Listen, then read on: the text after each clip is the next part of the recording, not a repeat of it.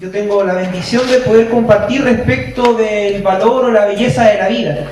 Y he querido de una u otra manera titular este mensaje, porque espero que sea así también un mensaje, una exhortación de la palabra de Dios, la vida según Dios. Y antes de comenzar a hablar y que podamos reflexionar en torno al tema, creo que es importante que cada uno de nosotros nos podamos contextualizar un poquito de lo que es la realidad en Chile respecto del aborto, porque ese es la lista principal de lo que vamos a compartir, o lo que me toca a mí exponerle en esta tarde. Yo voy a poner un video, así que les voy a pedir que me den un minutito para poder colocar el tablet ahí con el sonido, y vamos a ver un video. ¿De qué trata el video? Es más que nada un poco, yo pedí la autorización a la organización Nadie Sobra, hice un mix de algunos videos que hablan de los mitos, te lo paso al tiro, hermano, no te preocupes, de los mitos y realidades respecto de la ley del aborto, y salen ahí algunos datos, algunas cifras, y también de una u otra forma chocan los argumentos que tiene el gobierno o las organizaciones pro aborto con los argumentos que de una u otra manera nosotros o la sociedad que está en contra del aborto y a favor de la vida les plantea. Nada más que para contextualizarnos, ya, porque quisiera invitarle a que lo que nos motive y lo que nos anime en esta tarde a poder argumentar o poder hablar del aborto, hablar de la política, hablar de la belleza de la sexualidad y también de la discapacidad, sea una respuesta desde la palabra de Dios, desde la historia de nuestros antepasados también, y cómo ellos han reaccionado frente a estas problemáticas. Así que le invito a que me esperen unos segundos. Los mitos del proyecto de ley que promueve el aborto en Chile. Mito número 1. El proyecto dice explícitamente que es indispensable la protección de la vida de la mujer y la del que está por nacer, pero cuesta creerle, pues en realidad ignora los derechos del no nacido, menciona al embrión o feto apenas 2 veces y no reconoce que sea sujeto titular de derecho como todo chileno o chilena. Un debate serio sobre el aborto requiere argumentos coherentes. Mito número 2. Pese a que el gobierno sostiene que la iniciativa restringe la realización de un aborto a 3 causales concretas, el mensaje que acompaña al proyecto hace referencia a documentos de organismos internacionales que recomiendan el aborto libre. Además, cita como ejemplo normativas de países donde puede interrumpirse el embarazo sin expresión de causa alguna. Por último, al eliminar la obligación de los médicos de denunciar los casos que conozca en el ejercicio de su profesión, abre la puerta al aborto indiscriminado. Un debate serio sobre el aborto requiere argumentos coherentes. Mito número 3. La iniciativa legal señala que su objetivo es despenalizar el aborto, pero en realidad lo que hace es legalizarlo, al establecer que la interrupción del embarazo debe consagrarse como una legítima prestación de salud en el sistema público y privado. No se limita a quitar las sanciones, sino que obliga a todo el sistema de salud a ofrecer el aborto. Un debate serio sobre el aborto requiere el uso transparente de los conceptos. Mito número 4. El proyecto sostiene que Chile es uno de los 5 países del mundo que penaliza el aborto sin excepción, cuando en realidad son más de 60 las naciones en las que está permitido únicamente aplicar terapias para salvar la vida de la madre, aunque ello provoque como efecto secundario y no deseado la muerte del niño, tal como ya lo autoriza nuestro Código Sanitario. Un debate serio sobre el aborto requiere datos precisos. Mito número 5. El proyecto pretende sumar a Chile a una supuesta tendencia mundial que legisla en favor del aborto. Sin embargo, cada vez son más los países que han dictado leyes para limitar el número de estos, e incluso algunos comienzan a proteger constitucionalmente la vida del no nacido. En países como Estados Unidos, la opinión pública hoy es mayoritariamente contraria al aborto. Un debate serio sobre el aborto requiere información completa y correctamente contextualizada.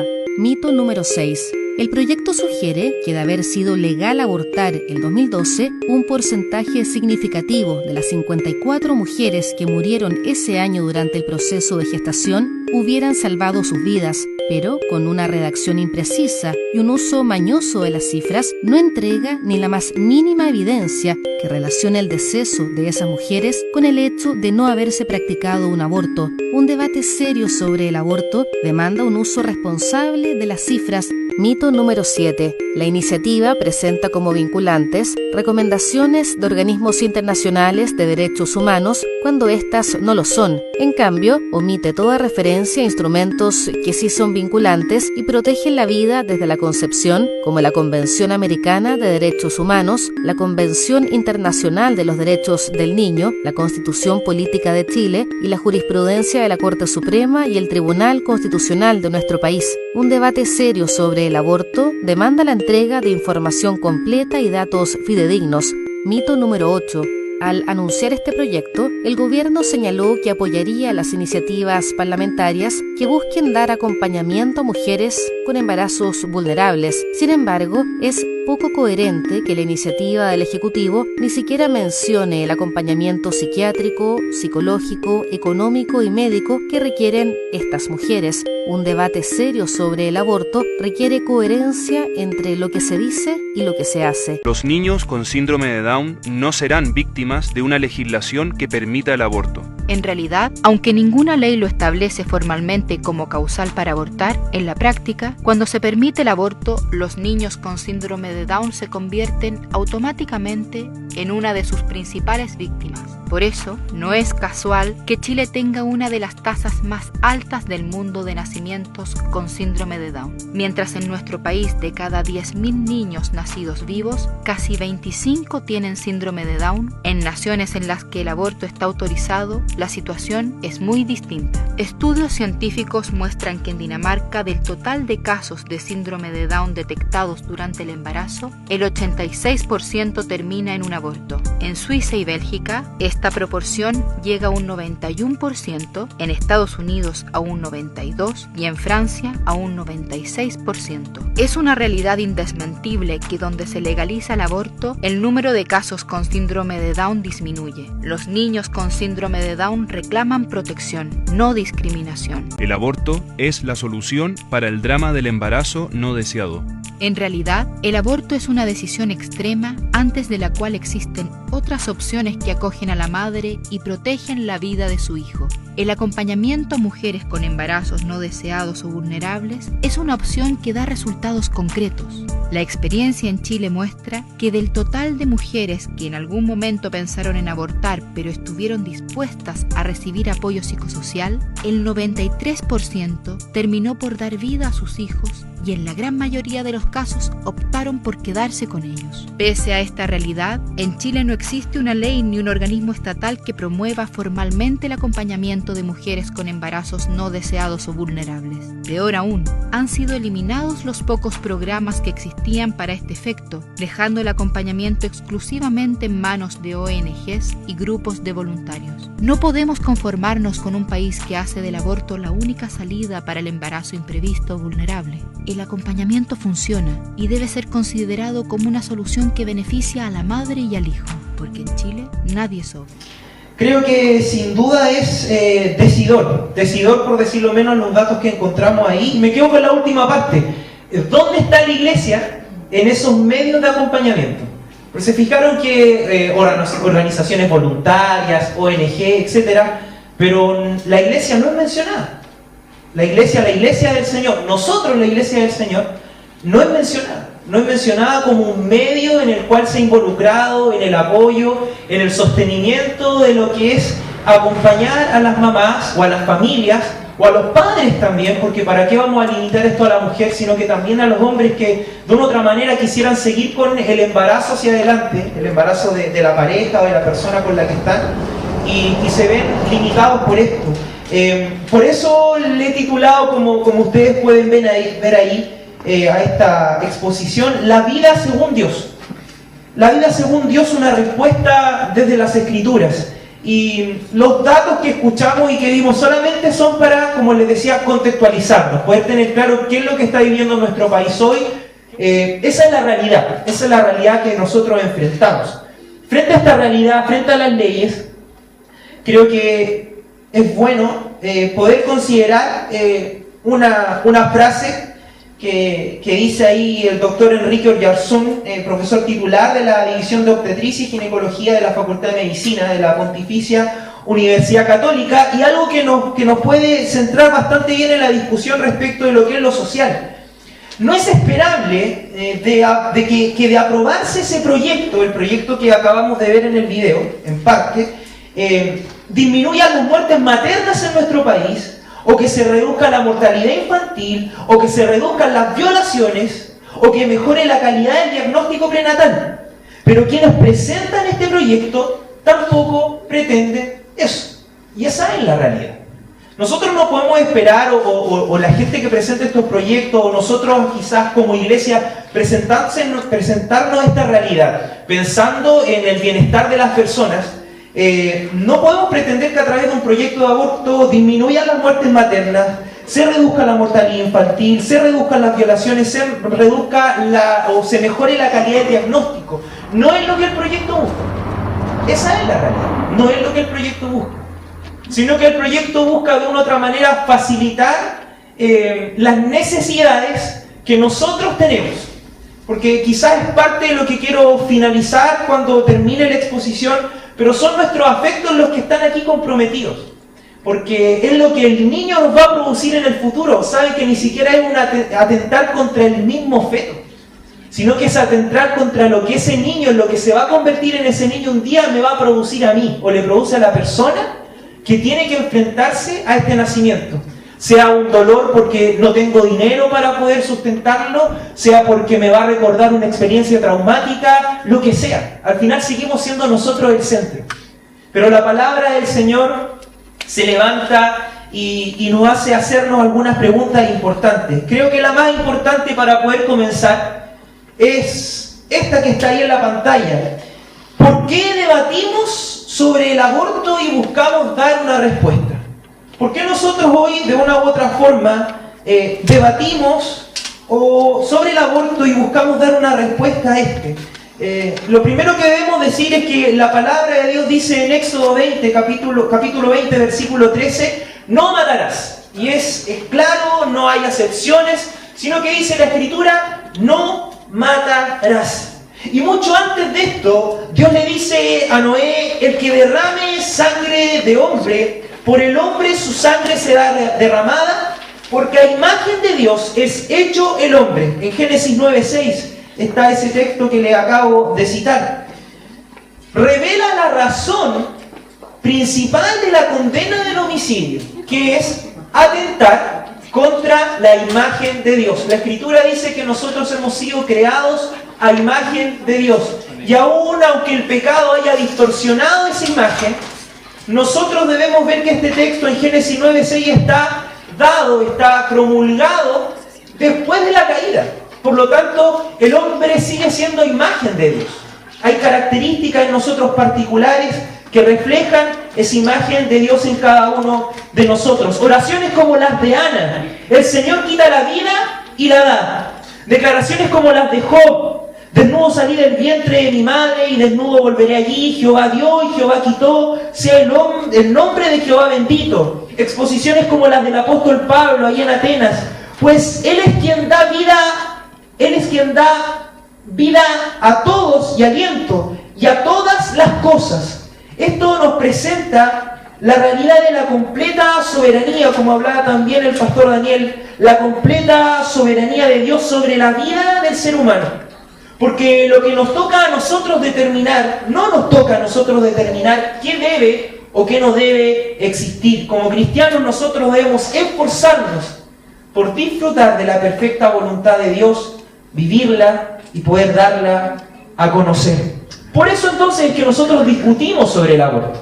No porque sea una tincada de lo evangélico, no porque somos contracultura, no es que está de moda, somos poquitos, así que vamos a la batalla, sino que nosotros discutimos del aborto porque va en contra de un mandato de Dios, que dice, no matarás. ¿Por qué no debemos matar? Porque somos creados a imagen de Dios. Ahí está nuestra valoración. No por ser seres humanos, solo por ser seres humanos pecadores caídos, sino porque la imagen de Dios está impresa en nosotros. Y en esto quizá adelantándome un poco, también está impresa en aquellos que la iglesia discrimina o que los ve como seres humanos de segunda categoría. Hablemos de discapacitados, hablemos de homosexuales, hablemos de enfermos de distintos índoles. Ahí también nosotros debemos considerar que esa imagen de Dios está impresa y esas vidas merecen respeto más allá de lo que puedan estar provocando en la sociedad o provocarle a nuestra comodidad, pero merecen respeto. Quisiera también dar un pequeño contexto respecto de lo que opina la historia o en la historia del cristianismo, cómo se ha visto el aborto. Solamente una pincelada, porque es mucho lo que hay, pero los cristianos en la historia han siempre condenado el aborto. Tenemos un registro de las palabras de Tertuliano, el padre de la Iglesia, no solo su descripción de la práctica del aborto, que era bastante macabra, sino que también cuál era su pensamiento. Jochem Douma, en su libro Los 10 Mandamientos, describe lo siguiente, las palabras de Tertuliano. Tertuliano dice: algo que está en proceso de convertirse en un ser humano, ya lo es. Algo que está en proceso de convertirse en un ser humano, ya lo es. Y refiriéndose a la práctica del aborto, dice lo siguiente: son destructores de la imagen de Dios. Esa era la opinión general de lo que es la Iglesia. Juan Calvino escribe lo siguiente: si parece más horrible matar a un ser humano en su propia casa, en el campo, porque la casa de la persona es su lugar de refugio más seguro, debería sin duda considerarse más horrible destruir un feto en el vientre antes que haya visto la luz. Eso es lo que escribe Juan Calvino. Y por sobre cualquier tipo de concepción de la vida, los cristianos, nosotros que nos hemos reunido hoy acá, y si quizá hay alguna persona que nos visita y quiere hacerse una imagen a ver qué piensan los evangélicos respecto de estos temas que están hablando, pues esto es lo que nosotros pensamos. Por sobre cualquier concepción de la vida, los cristianos debemos afirmar que la única que tiene sentido profundo y un valor consistente es la que Dios nos ha revelado en las Escrituras. Y en esto quiero ser súper claro, mis estimados hermanos, amigos que nos acompañan. La burla que puede venir del mundo es casi decir es que los escritores bíblicos no tenían los avances tecnológicos que hoy día nosotros tenemos para determinar qué es lo que es vida y qué es lo que no es. Hermanos, estamos hablando del dador de la vida. Estamos hablando del creador de la vida. Y aunque el creador de la vida no haya tenido el escáner último modelo para pasárselo a uno de sus escritores, ya esto es la vida, sabemos que de su corazón, de su conocimiento infinito, viene lo más perfecto para nosotros. Y si el Señor dice algo respecto de lo que es la vida, para nosotros, como hijos de Dios, eso tiene que ser. ¿Por qué hoy? Porque hablamos de la discusión del aborto, pero tenemos que hacernos una pregunta más que es más importante, o para mí por lo menos mucho más importante de lo que hemos hablado hasta el momento. Se hace necesario, al momento de hablar del aborto, hacer esta pregunta que tenemos ahí. ¿Qué es una vida para Dios?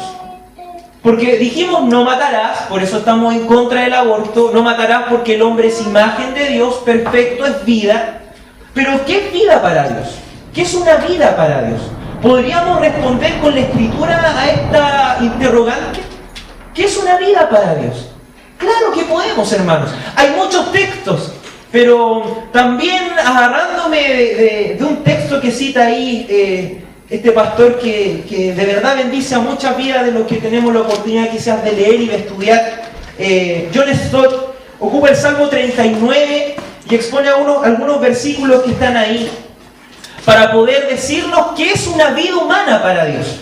Y vamos a leer el Salmo 139 del versículo 13 al 16, donde dice lo siguiente: porque tú formaste mis entrañas, tú me hiciste en el vientre de mi madre. Te alabaré porque formidables, maravillosas son tus obras, estoy maravillado y mi alma lo sabe muy bien. No fue encubierto de ti mi cuerpo, bien que en oculto fui formado y entretejido en lo más profundo de la tierra. Mi embrión vieron tus ojos, y en tu libro estaban escritas todas aquellas cosas que fueron formadas sin faltar una de ellas. Si usted me pregunta cuál es la concepción de la vida que Dios tiene, ahí está la respuesta. Esa es la concepción que Dios tiene de la vida. Ahí está la respuesta. Usted dirá, es que David era un hijo de Dios escogido. Dios tenía una concepción particular de él porque era David y de cualquiera de nosotros que somos sus hijos.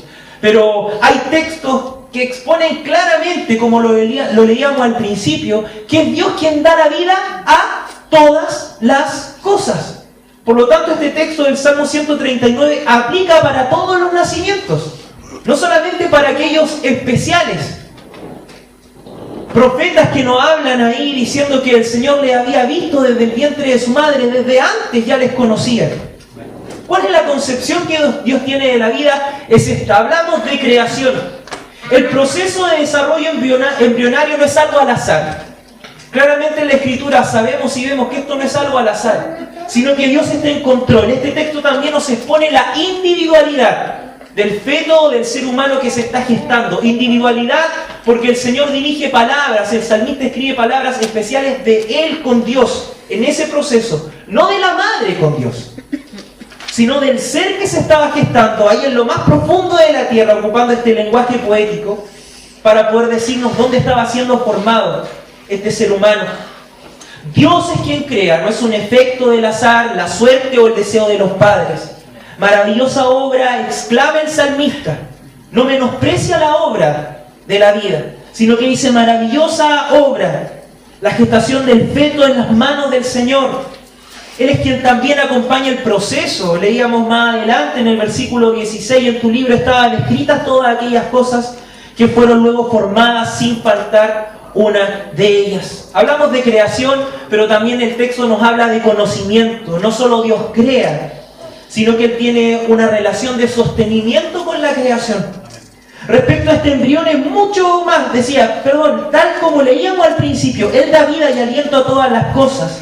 Por lo que la Biblia nos muestra un Dios creador, el cual no solo inicia el proceso, sino que también es parte de todo este proceso. Algunas frases: mi embrión vieron tus ojos, no fue encubierto de ti mi cuerpo. No es que la semilla haya sido puesta, no es que a Dios se le haya ocurrido la brillante idea de crear un nuevo ser humano y lo haya dejado ahí gestarse, sino que la Biblia, en este texto del Salmo 139, nos revela que Dios está presente en todo el proceso. Y mucho más, si usted tiene el tiempo, cuando llegue a su casa, tome su Biblia y lea todo el Salmo 139 y se da cuenta cómo describe los distintos procesos de la vida de un ser humano y esa relación que éste tiene con Dios.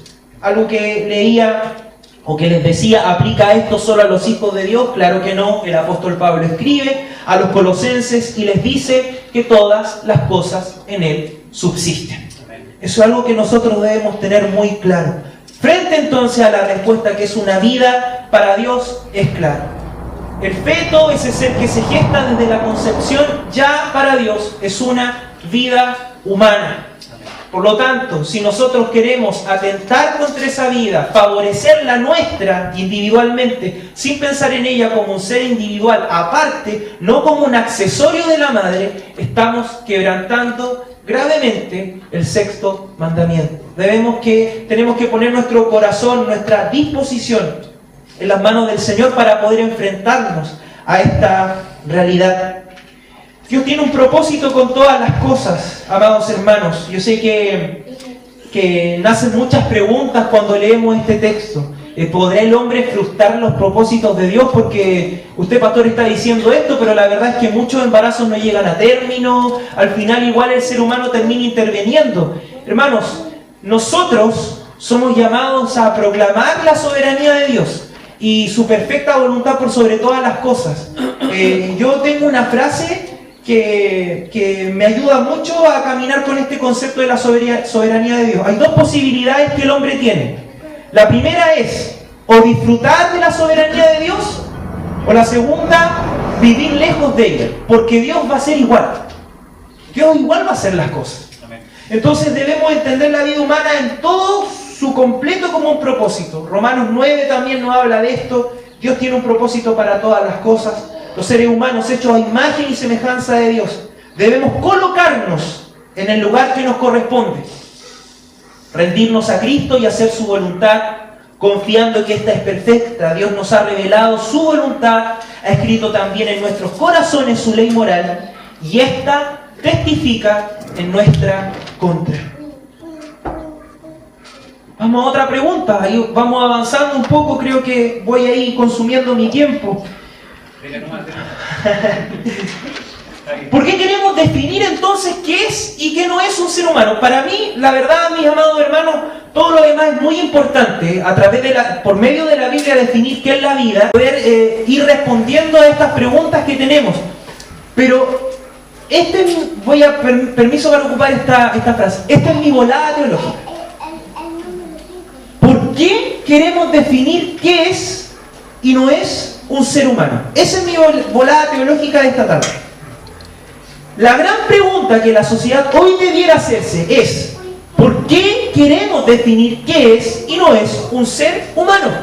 Incluso un feto inviable, a pesar de que pueda vivir, hoy se llega a considerar no digno de vida. ¿Me escucharon bien, cierto? Lo vimos en la estadística. No, es que pobrecito no va a tener las condiciones para vivir, es que va a nacer y se va a morir al tiro, es que esa mamá no tiene cómo sostenerlo. No sé si se dan cuenta, hermanos, que a la larga lo que el gobierno, la sociedad, los seres humanos, lo que estamos buscando es simplemente favorecernos a nosotros mismos y no querer vivir la vida como Dios la dispuso, con tristezas, con dolores, con rabias, con angustias, pero también con alegrías, con gozo y con esperanza. Eso es aprender a vivir la vida como Dios la ha dispuesto para cada uno de nosotros. Esa es la pregunta que hoy quisiera que pudiéramos hacernos. Debemos decir que el aborto tiene muchas aristas y argumentos que se levantan para tratar de justificarlo. Argumentos psicológicos, eugenésicos, eso quiere decir embriones defectuosos, judiciales y éticos, violaciones, distintas cosas que pueden ocurrir. Y también sociales, problemas de vivienda, problemas de sostenimiento de la familia, etc. Pero frente a todos ellos está la pregunta que ya nos hacíamos: ¿qué es la vida? ¿Qué valor tiene una vida?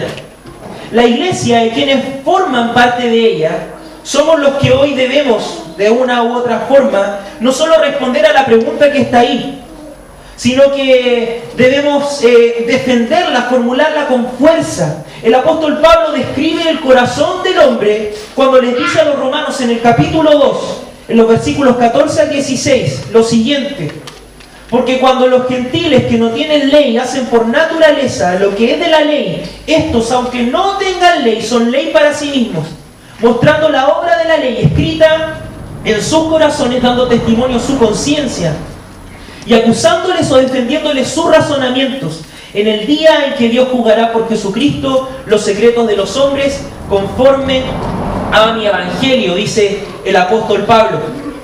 Justamente es esto lo que ocurre en el corazón de los que intentan justificar sus ansias de libertad con una ley que les permita vivir la vida sin responsabilidad. Y en esto, amados hermanos, pongámonos a nosotros también ahí. ¿Y por qué no decirlo? No querer vivir una vida, como lo decía anteriormente, como hay que vivirla, con tristezas, con dolores, angustias, pero también con alegrías, reconciliación y esperanza. Le hago una pregunta más. ¿No testifica a favor del Evangelio de Pablo, nuestro Evangelio, el hecho de que una parte de la sociedad hoy busca definir lo que es y lo que no es un ser vivo o vida humana, con el propósito de validar sus actos y sentirse libre de culpa de un asesinato? Esa es una buena pregunta para que hagamos apologética. Veo varios jóvenes acá, quizás en sus universidades o donde están estudiando con sus amigos. ¿Por qué no les preguntamos a los que están a favor del aborto, de eliminar una vida, por qué se hacen tanto la pregunta? ¿Por qué la discusión hoy está puesta en definir en qué momento comienza la vida? Si no es porque, como dice el apóstol Pablo en Romanos, su conciencia les está testificando, aunque no tengan ley, de que están haciendo algo que va en contra de su naturaleza. Es un argumento muy potente, por lo menos para mí es fuertísimo. ¿Por qué deberíamos, entonces, por qué la sociedad tiene que definir qué es lo que es y no es vida? Si no, su corazón les está testificando que van a quebrantar algo que es contra la voluntad de Dios. Sabemos que hay una ley moral escrita en nuestros corazones.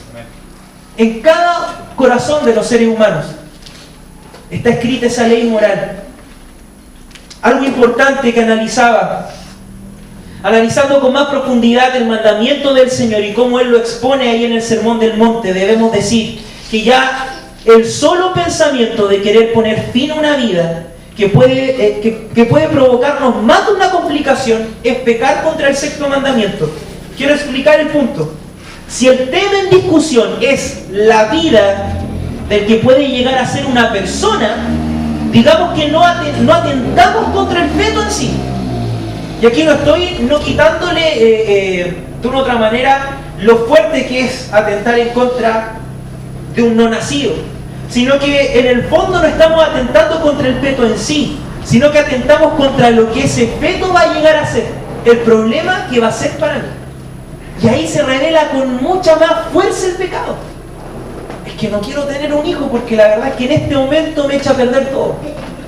Yo leía los argumentos de una mujer que está a cargo de estos grupos pro-abortistas, que hace poco colocó unos videos en YouTube en donde ella dice que la sociedad, sobre todo en Chile, no está apoyando a las mujeres. Y son 3 casos. Uno de ellos, por ejemplo, una mujer que se tira de guata al suelo, como para dar a entender, esta es la única forma en Chile en donde se puede hacer un aborto legal, que es por un accidente. Entonces ella decía, no estamos apoyando, la sociedad no está apoyando, y ella contaba su experiencia. Yo me he realizado 2 abortos clandestinos, decía ella, y lo hice por mi hijo, por el hijo que ella tenía, para poder disfrutarlo, para poder darle lo mejor. Díganme si no es un argumento egoísta. Es que yo quería disfrutar a mi hijo, yo quería estar con él, y el tener otro hijo o 2 más me iba a impedir poder hacerlo. El problema seguimos siendo nosotros. El problema seguimos siendo nosotros. Escribía algo ahí también: buscar determinar la humanidad de un no nacido es simplemente un eco de la conciencia de aquellos que quieren huir del aberrante acto de matar a un inocente. Si no fuera un acto contra nuestra naturaleza, no buscaríamos determinar la humanidad del humano que se está gestando. ¿Qué tipo de libertades nos estamos atribuyendo hoy, queridos hermanos, amigos? Y hago la invitación general, quizás pensando en que aquí hay personas que no están a favor del aborto, pero debemos incluirnos. Las intenciones del corazón son sumamente engañosas.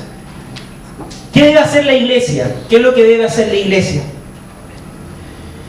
Gálatas 6, versículo 2 y 10 nos presenta un poco esto.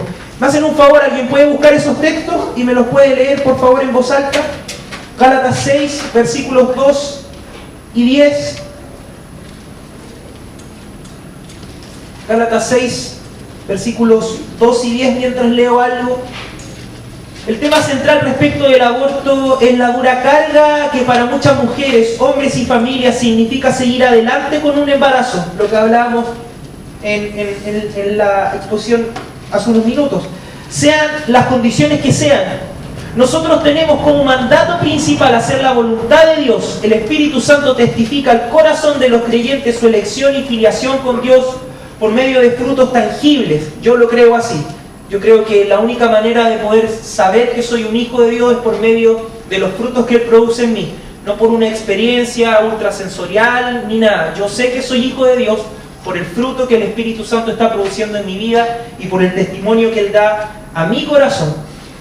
Por lo que si Dios sustenta y valora la vida de un nonato, nosotros debemos de la misma forma ser agentes que promuevan la vida, pero haciendo mucho más que protestar, sino que actuando a favor de los que sufren a causa del pecado propio y de otros, proveyéndoles redes de apoyo y contención. Esto incluye también generar un sano ambiente dentro de nuestras comunidades, en donde los embarazos en madres solteras o por causas que tienen relación con el pecado o actitudes de condena dentro de la iglesia han producido desprecio y exclusión en nuestras comunidades. De qué manera nosotros miramos la maternidad, de qué manera nosotros juzgamos, quizás incluso, permítanme decirlo, a aquellos hermanos o hermanas que, sujetos a las mismas pasiones que las nuestras, se ven involucrados en algún pecado, sea cual sea, que hace que venga un embarazo. ¿Cuál es nuestra reacción? ¿Cuál es el ambiente que generamos en la iglesia? Y con esto no quiero ser libertino en lo que es la moral, sino que, como escribo, si bien somos llamados a confrontar el pecado, a enseñar a vivir bajo el señorío de Jesús y a no dar señales de libertinaje moral y teológico, De igual forma debemos ser coherentes con el espíritu del Evangelio de Jesucristo, acogiendo a quien ha pecado contra el Señor, considerándonos a nosotros mismos como sus prójimos. Gálatas capítulo 6, versículos 2 y 10. ¿Quién lo puede leer bien fuerte, por favor? ¿Sí? ¿Alguien una mano levantada? ¿Quién tiene? Hermano, el pastor ahí lo va a leer. Muchas gracias. Sobrellevad los unos las cargas de los otros y cumplid así la ley de Cristo. Amén. Así que, según tengamos oportunidad, hagamos bien a todos y mayormente a los de la familia de la fe. Amén. Sobrellevar los unos las cargas de los otros. Y también nos dice el apóstol que debemos hacernos bien a todos, principalmente a los de la familia de la fe, pero a todos. ¿Se entiende, cierto, lo que compartía el pastor Daniel? Este mandato cultural. No decir, no, a estos sí, a estos no. No, a todos. Y en esto también tenemos que pensar en esas mamás que están pasando con un embarazo no deseado. Hermanos, es totalmente legítimo, y perdónenme lo que voy a decir, pero es totalmente legítimo en nuestra naturaleza pecaminosa no desear un hijo. Es legítimo, ¿ya? No es un tema aquí que nosotros vamos a decir, ¿cómo se le ocurre pensar en eso? Nosotros quizás, muchos de nosotros tenemos, y hablando por mí, tenemos una vida que no es tan difícil, ¿ya? Podemos estudiar, tenemos casa, pero hay otras condiciones en las cuales sí, es bastante legítimo que una mujer, que un matrimonio, que una niña, que una situación de pobreza pueda generar en el corazón de esa persona decir, no quiero tener este bebé. ¿Ya? Eso es legítimo. El tema es que nosotros no podemos fomentarlo, aprobarlo, ni tampoco generar condiciones en las cuales ese pensamiento se siga formando y generando en la mente o corazón de aquel que está pasando por ese tiempo difícil. Lo que la iglesia debe hacer no es solamente condenar y decir, no, es pecado, sino que debe acompañar el proceso. Debe de una u otra manera decirle a esa mamá, a esa familia, incluso familias que sí desean tener el bebé, pero que se ven imposibilitadas por distintas cosas, poder decirles, vamos a acompañarte, vamos a estar contigo. Muchas que se vienen difíciles, que casos tan terribles como violaciones o abusos. ¿Por qué no podemos estar ahí para mostrarle a esa persona que Dios está presente? Dios soberano, Dios todopoderoso. Algunas cosas que escribí ahí. Debemos predicar el Evangelio. Ese es el mayor medio de prevención. Así de simple. No hay otro mayor medio de prevención. No solo del aborto, sino que de las violaciones, de relaciones extramaritales que puedan generar también un embarazo, etcétera, etcétera. Apoyar y sostener a quienes afrontan un embarazo deseado y no deseado. La protesta debe generar reflexión y diálogo en torno a favorecer políticas de apoyo para las madres que están barajando la opción de abortar. La disciplina, y estoy hablando dentro de la iglesia, la disciplina no debe excluir al amor. Eso es muy importante. La disciplina no debe excluir al amor. Y si bien hablamos de distintos pecados que pueden producir, generar un embarazo no deseado o deseado, la iglesia debe disciplinar, debe enseñar, debe decir claro lo que la Biblia está enseñando, pero no puede excluir al amor. Jesús es el mayor ejemplo para cada uno de nosotros. Las comunidades cristianas deben comprometerse en poder educar y prevenir. Eso es un compromiso. Y cuando hablo de prevenir, no solo hablo de prevención de embarazo, hablo de prevención de muchos factores que pueden producir un embarazo no deseado. Y aún también saber recibir a aquellas personas, como lo decía anteriormente, que a causa del pecado han quebrantado la ley del Señor y son socialmente condenables dentro de la iglesia. Nosotros debemos también cambiar nuestra actitud. No siendo permisivos, ya como diciendo no hagan lo que quieran, sino que generar un ambiente de acoger a las personas, quizás parejas jóvenes, tantas situaciones con las cuales nos vamos a encontrar, queridos hermanos. La iglesia del Señor es responsable de hacer visible al Todopoderoso en la realidad caída de las personas que necesitan redención. Dios es quien determina, Él es quien pone término a la vida y quien la da inicio. Las razones, Él las sabe y las lleva a cabo. Nosotros debemos procurar proclamar su verdad y hacer su voluntad. Y algo muy importante que a veces pasamos por alto, contentarnos con Él. Esa es una frase muy importante, una palabra muy importante. ¿Has escuchado la palabra contentamiento? No es simplemente ya lo voy a hacer porque Dios así lo dice. No, gozarme con hacerlo. Contentarme, que me produzca gozo, aunque me produzca dolor, aunque me produzca aflicción, mirar quizás, oh, la embarré. Pero decir, Señor, ¿cuál es tu voluntad? Esta es tu voluntad, yo sigo adelante.